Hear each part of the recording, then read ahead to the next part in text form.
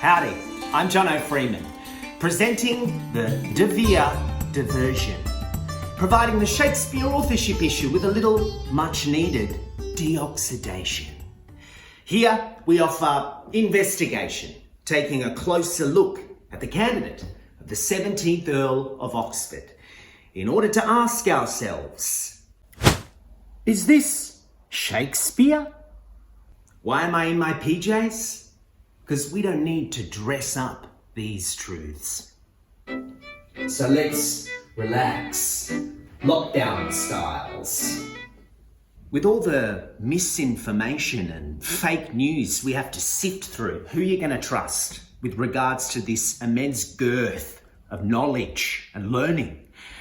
Of anyone, Baconians. Because Master Francis taught us inquiry, the search for truth, beginning with a doubt, then closely examining the evidence. I trust the likes of Simon Miles, whose superpower is that he reads everything, like Bacon, absorbing large amounts of data and then making intuitive leaps, finding connections. The authorship debate is not a new one. There's already been a wave of Bacon last century, but De Vere is the latest thing. Edward de Vere is so hot right now. A diversion from the truth, but one that's taking dangerous route. While the SAC have done good works in dethroning the Stratfordians, they are, as Susan Roberts fears, perhaps now the greatest threat to Sir Francis Bacon's right to the crown of literature.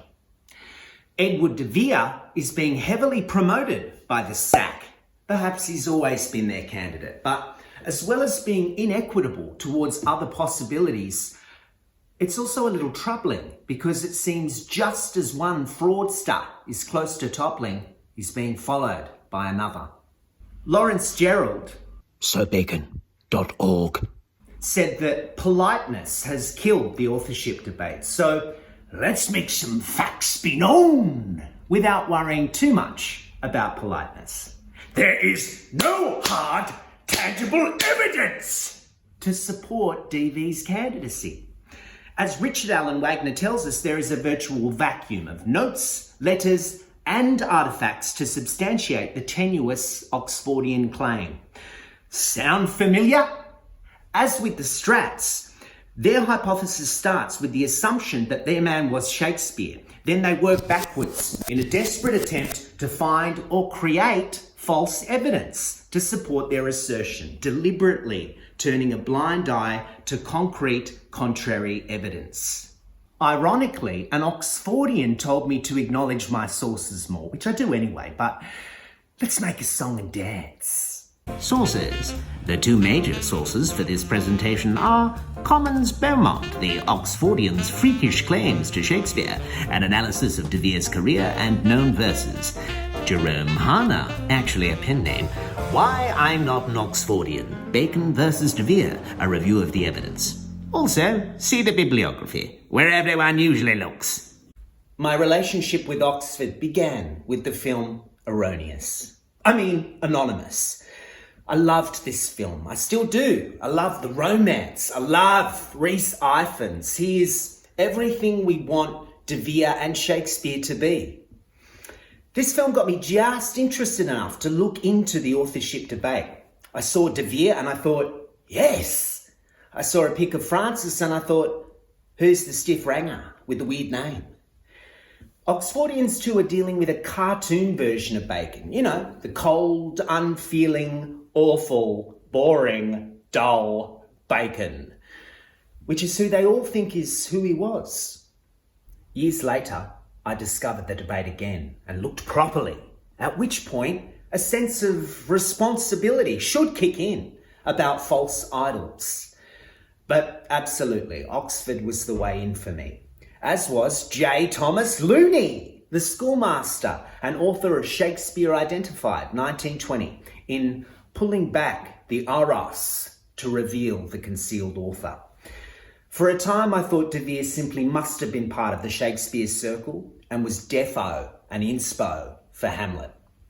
To the Oxford Fellowship, don't get me wrong, I do thank you for giving me third place in a competition I thought was going to be about the authorship issue, but ended up being one big outpouring to Oxford. But with respect, I've since heard some tings from Simon Miles, who honestly would tear the Oxfordians a new one if they'd let him. He knows the whole thing is a giant pile of nothing at all, a monumental delusion. Basically, we're dealing with people who have grasped that there is a problem with WS, but are blocked about FB for various reasons. So they project the author onto Oxford. But the entire argument is bogus. It's not even maybe a little bit correct. He didn't write a word of those plays. The case. To some, such as our Jerome Harner, the whole thing must be some kind of huge joke. He's actually convinced there is evidence of goats mixed in with the sheep, who, fully conscious of how preposterous the idea that Edward de Vere wrote Shakespeare really is, are playing the whole thing for laughs. As an example, in his 1679 book, Brief Lives, John Aubrey had the following story about de Vere, a story corroborated by Burton in 1621. This Earl of Oxford, making of his low obeisance to Queen Elizabeth, happened to let a fart, at which he was so abashed and ashamed that he went to travel 7 years. On his return, the Queen welcomed him home and said, "My lord, I had forgot the fart." To which the Oxfordian flag bearer, the late Charlton Ogburn, ingeniously remarked in his book, "Looney first picked up the scent." Was Ogburn's humour unconscious or surreptitious? A sheep or a goat? Ogburn was alluding to the man who started their movement, the aforementioned Looney, whose book originated the idea that de Vere wrote the works. Are there subtle hints from Oxfo insiders that Looney was a pseudonym used to tip off the more alert to what was really going on? I don't want to bash too much on his name though. I like that we anti-strats are branded as crazies, as pots. As Commons Beaumont says, we have an exceptional personality in the creator of the Shakespeare plays and poems, one who reveals himself not only as a great poet, but 1,000-fold as a man of the most lofty ideals, of divine judgment, of the highest principles, a far-sighted philosopher and a sage of immense learning and wisdom. In short, a superb soul, for which reason his works have been placed by the world upon so mighty a pedestal. In the case of Francis Bacon, who early in his life proclaimed and his career proved that the education and elevation of mankind were his philanthropy, the two tally. But what of de Vere? De Vere. What Oxfordians won't tell you is that in the real world, to know de Vere was to loathe him. So they expend a great deal of time and energy on reinventing and cleaning up after him. Although the Elizabethan era had some real stinkers, Edward de Vere, 1550 to 1604, was conspicuous, both figuratively and literally. Beaumont too believes that the idea that such a person wrote the Shakespeare plays is so ridiculous that it contains almost unlimited comedic, farcical potential. Fact is, DV was an unsavoury and dissolute character. To his own generation, despite his aristocratic birth, he became despised, even at court. According to his contemporaries, he was a mass of vanity, a notorious spendthrift for no purpose except to show his importance, a gambler, licentious, a spoilt and worthless popinjay. Oxford was always overbearing, petulant and short-tempered. His first noted act at 17, while residing in Cecil House, was to run his sword through an undercook, killing him. He may have murdered a number of others. It's certain he plotted to murder Sir Walter Raleigh. Because he squandered the vast fortune left him by his father, the 16th Earl of Oxford, he reduced himself to a destitute state. Consequently, the Queen, because having a premier peer of the realm as a beggar, bit of an embarrassment, granted him a stipend of £1,000 annually for life. When even this did not suffice for his prodigality, De Vere married a rich woman, proceeded to squander her wealth as well. At 21, he married Cecil's daughter, engineered by Burleigh, who had regard for Oxford's pedigree. Shortly after he married, De Vere was permitted to go abroad with a princely retinue, sans wife, where he spent his substance at a tremendous rate. After he was married, he impregnated the unlovely Anne Vavassar, the tart amongst the cream pies of Elizabeth's maids-in-waiting. He then abandoned Aunt Cecil to take up with a choir boy he brought back from Italy with him. Now, like Marlowe and Bacon, Oxford was probs by. Though buggery was dangerous, it was surely enjoyed by the dandies. Like theatre and tobacco. Now, we won't talk about Arundel's accusation of De Vere as being a bugger of a boy that is his cook, because sexuality isn't relevant here. It's the despicable treatment of his wife that's enough to brand him as a callous scoundrel. When she died at only 32, though he didn't go to the funeral, he did marry again a few years later, thankfully clearing the estates, which were mortgaged to the hilt.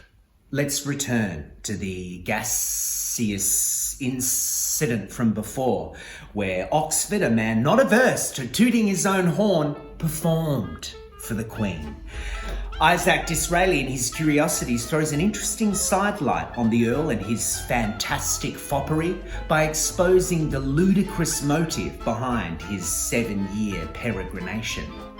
Haughty of his descent and alliance, irritable with effeminate delicacy and personal vanity, this little circumstance, almost too minute to be recorded, inflicted such an injury to his pride that in his mind required years of absence ere it be forgotten.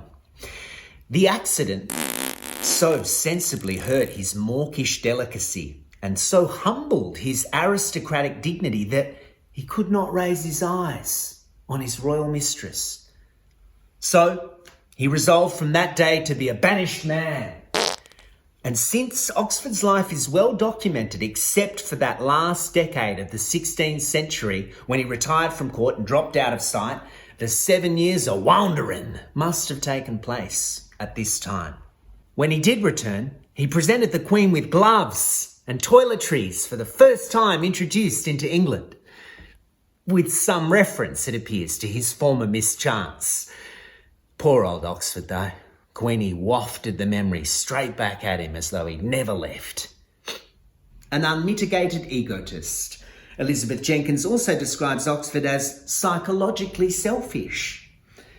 An unselfish act, such as funding the English Renaissance, would have been as foreign to his nature as the deep blue sea to cacti. Bacon, too, was continually borrowing and in debt, which we know was for his private scrivenery, for the translation and publication of works for the good of all. In a letter to William Cecil, written when he was 26, De Vere sounded the keynote of his character. Always I have, and I will still, prefer mine own content before others. This, from the man Oxfordians claim, was the source of the universal humanity exhibited in the Shakespeare plays? Oxford had about as much humanity as Attila the Hun. Arundel, who knew him well, wrote, "The world never brought forth such a villainous monster, a beast in all respects, and in him no virtue to be found, and no vice wanting." Is this Shakespeare? The most crucial factor that absolutely eliminates De Vere as the author of the Shakespeare works is the timeline. Oxfordians never discuss how a man long dead could provide several plays, with amendments, for the 1623 folio. As friend and Baconian Rick Wagner puts it, dead people simply do not write. At least 10 of the Shakespeare plays were written after 1604, when Oxford bit the big one. By the way, Francis Bacon is the only candidate alive for the folio. Just saying. But Oxfos will explain that these plays were all written in the 1590s. But if that were true, given the scholarly consensus of 1590 as a beginning date for the first play, this would mean that all 37 were written in that one decade. And this is the corner the Oxys have painted themselves into. A clever sense of humour or an abysmally ignorant lack of humour? What's certain is that none of them have the guts to actually drill down into it and check the case for Bacon. No need, see?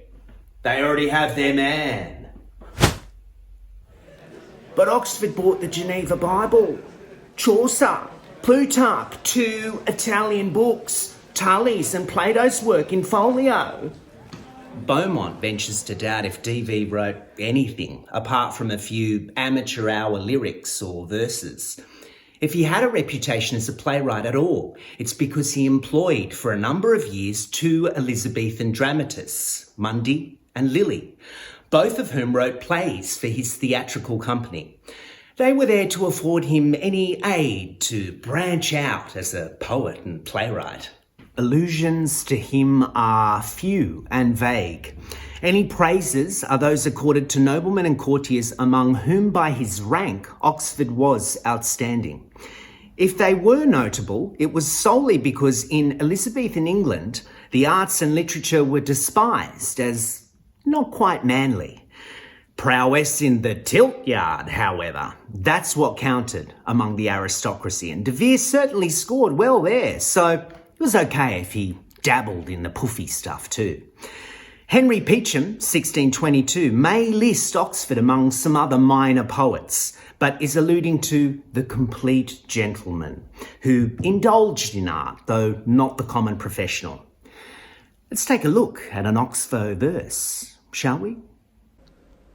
I went abroad to take the air, and in the meads I met a knight, clad in carnation colour fair.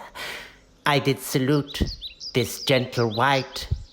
Of him I did his name inquire. He sighed and said, it was desire. Examining a set of DV verses, all we find is a gloomy complaining, innocent of one big thought, as the titles convey. Loss of good name, revenge of wrong, love and antagonism, the forsaken man, care and disappointment, love is a discord. The output of a disillusioned man who was born with a golden spoon in his mouth. Oxford versus Bacon! This deserves serious evaluation, and the Hana essay promises us one thing: to drag everything into the light, no matter how much it smells. One prerequisite is a backdrop for the information. Edward de Vere and Francis Bacon were both brought up in William Cecil's great mansion on the Strand. As a result, a considerable portion of their lives overlap. As far as Francis Bacon's association with William Cecil is concerned, not only was Cecil his uncle, but Nicholas Bacon's association with Cecil as friends and close business associates persisted for more than 40 years. In 1558, Cecil became chief minister and also master of the Court of Wards. His enemies accused him of amassing great wealth by stealing from the royal wards, encroaching on the realm and the commons, compelling all suitors to apply to him for justice, making him, in fact, king by de facto. Cecil's mansion was an exclusive and much sought-after establishment for young noblemen. Lloyd's description of Bacon says at 12, his industry was above the capacity and his mind beyond the reach of his contemporaries. The comparison would have been to the scion of the nobility in the school in Cecil's house and gives direct comparison of Bacon with de Vere. This also leads to the first point in weighing the respective evidence between the two.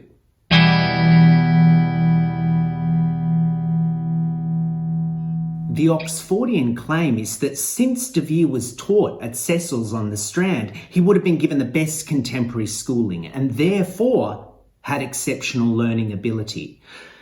Well, that's supposition. And Bacon was there too. We're told Oxford went to live at Cecil House, where he was soon at odds with almost the entire household. Sounds about right. Many legal authorities claim Shakespeare was an expert lawyer. Well, the Oxfordians jumped aboard this bandwagon with alacrity, noting that De Vere spent 3 years at Gray's Inn. Again, there is overlap in the lives, as Bacon too resided and studied at Gray's Inn for many years. But for De Vere's time, there's no indication he was learned in the law. He didn't need the law to make a living, as Bacon did. Gray's Inn was used as a finishing school for social contacts for the upper crust, and many young aristocrats entered Gray's Inn who had no intention of practicing law and who did not study law. This is almost certainly the case with Edward de Vere. Bacon became an utter barrister after only 3 years in Gray's Inn. He was admitted to the High Table at the age of 25 and soon afterwards became a bencher of the inn. We hear of Bacon arguing his first case, causing Cecil to send congratulations and asking for notes to send the Queen. There are absolutely no such corresponding records for De Vere. In the mysterious William Shakespeare, Charlton Ogburn cites numerous references to demonstrate Shakespeare's extensive and detailed knowledge not only of the law but art, nature, war and the sea, as well as various specialised fields of the arts and sciences. This could have been expected in part from Cecil's school, but this also implies a continued scholarly discipline that obviously goes beyond the perimeters of De Vere's knowledge and experience. Whoever wrote Shakespeare wrote more than just plays and poems. The great German Goethe said that Shakespeare had drawn a sponge over all human knowledge, and this points specifically to Bacon, as there's ample evidence he sought out people who were experts in their particular fields, drawing them out so he could assimilate their knowledge, bringing to bear his uniquely comprehensive mental storehouse, his powers of memory, his instant comprehension, as well as his ability to extract the marrow from huge bodies of information. By virtue of this, he was able to acquire the knowledge of an expert in any given field by engaging with that individual. On the other hand, this door was effectively closed to the haughty premier peer of the realm, De Vere, who considered it below his dignity to even talk to such people. If Bacon wrote Shakespeare, this would explain the author's expertise in so many fields. Kellogg said Bacon was not only abreast of all human knowledge, he was ahead of it. He was a prophet. The scales are overwhelmingly weighed on the side of Francis Bacon in this instance.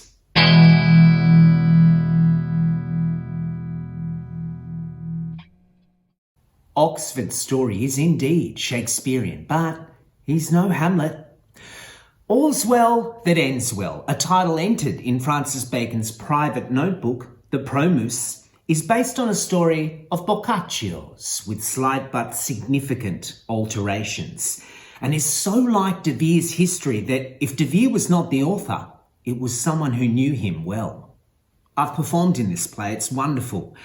It's also dubbed a problem play, unresolved, unfinished maybe, displaying a poverty of resource in borrowing from other sources. But what if, as Henry Seymour suggested in 1933, All's Well was written to hold up to a mortal scorn that profligate courtier of Queen Elizabeth, the Earl of Oxford, without laying the author open to such a charge? So that in adapting the earlier story, he exhibited far greater genius than if he'd drawn out an entirely new plot. To the outer world, the comedy was a mere episode of French life. But to those able to pierce the veil, it was something very different. That Helena stood for Anne Cecil is perfectly obvious from her relations with Bertram, who represents De Vere, and whose diabolical conduct towards her after she became his wife was notorious at the time. Helena, who admits she's socially inferior to Bertram, is a small, sweet, loyal and loving wife, exactly as contemporaries describe Anne. Aubrey Richardson writes, "The young Earl of Oxford was a most distinguished libertine and coxcomb, a thoroughly vicious person."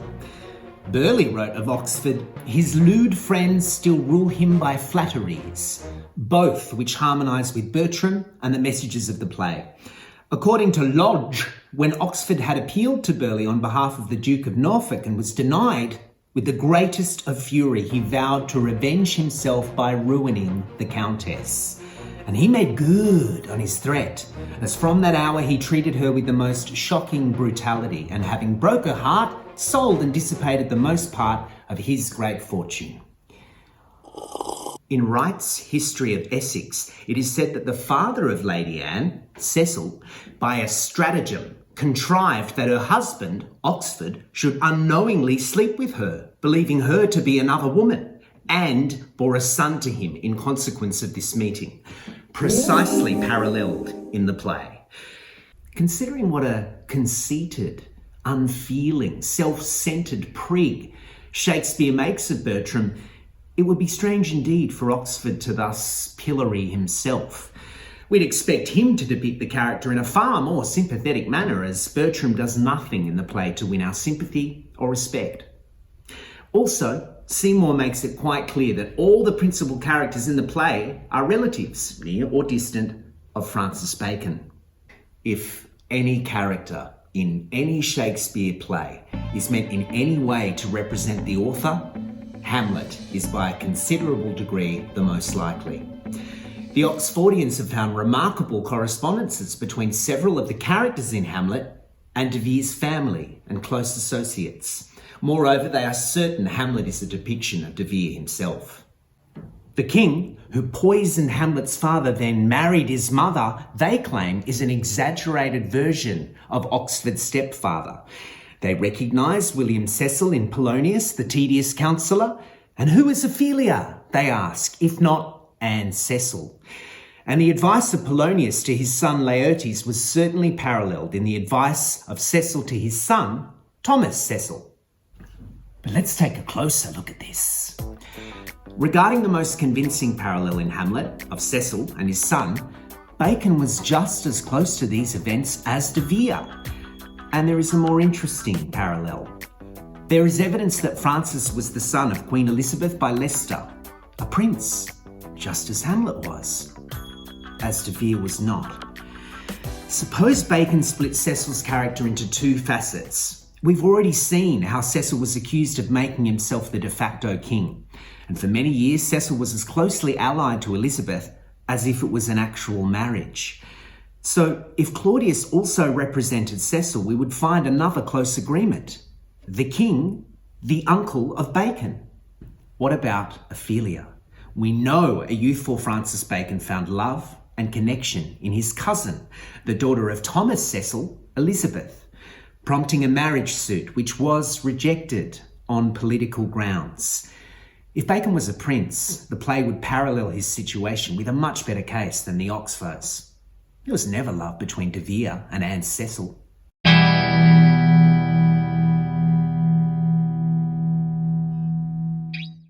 Sorry, guys. The evidence indicates that at this particular time, De Vere was dashing all over Europe trying to maintain a head start on his fart. Another point is the deference shown in the dedications to Southampton. It must be remembered that the De Veres were the oldest, most illustrious nobility in the realm. He was extremely vain about his ancestry and his rank as Premier Earl. He never showed deference to anyone. It's an impossibility that this could have been written by De Vere, as Southampton, who was only third in succession, was greatly subordinate. On the other hand, Bacon, not one of the peers, was a very close member of the Essex circle at the time this was written, Essex and Southampton being inseparable buddies. Also, the independent contemporary testimony of satirists Hall and Marsden reveal Francis Bacon was the writer of these poems. Now, a passage of Francis Meres mentions De Vere and Shakespeare separately, indicating that although De Vere was writing comedies, he was not concealing his authorship. Why would De Vere write mediocre work under his own name and then masterpieces under the Shakespeare mask? De Vere had no compunctions in signing his name to poetic works, and contemporary references to his plays contradict the claims that he concealed his name while writing the plays. With Bacon, however, just the opposite is true. Loads of evidence revealing that he was the jewel most precious of letters concealed.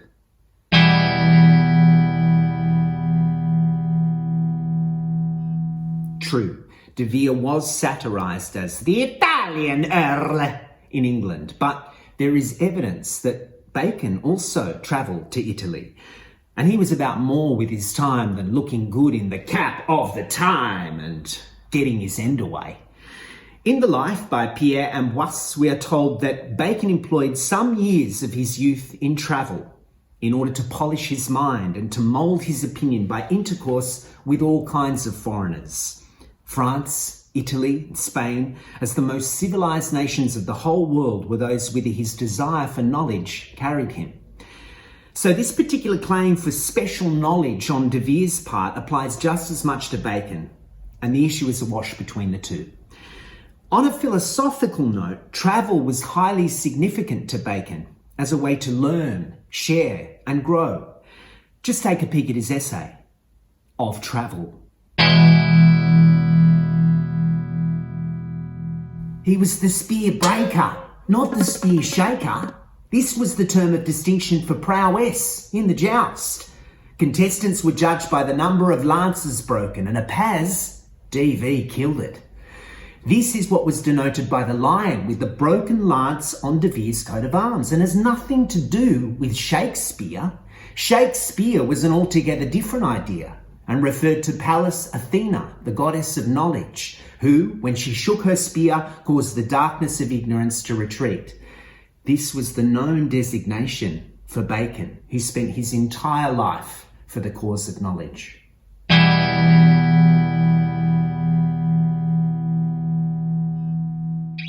Theatre was the rage amongst the young dandies of the upper crust, and since De Vere had more money and means than most, he had his own theatre and players, but neither this nor the fact that no works of Shakespeare were dedicated to him is evidence of his authorship of the plays.